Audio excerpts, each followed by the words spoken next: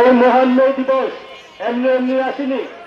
সেই রক্তে জড়ানো 5 জন শ্রমিক নেতাকে ফাঁসি দিয়ে আমেরিকার শিকাগো হোম মার্কেটে যখন আন্দোলন হয়েছিল, সেই আন্দোলনকে সংগঠিত করার দায়ে তাদেরকে ফাঁসি দেওয়া হয়েছিল।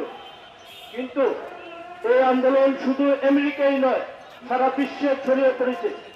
তাই আমি আমাদের জোট শ্রমিক কর্মচারী ঐক্য ফেডারেশনের পক্ষ থেকে আমি একটি দাবি রাখতে চাই।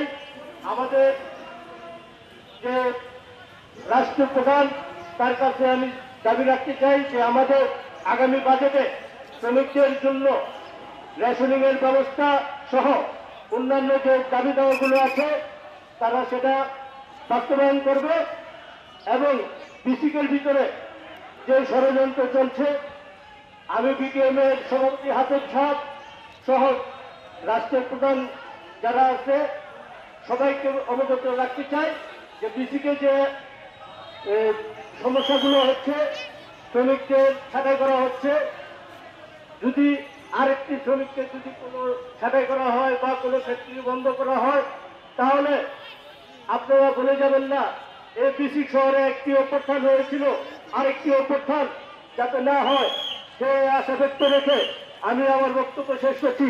সবাইকে ধন্যবাদ।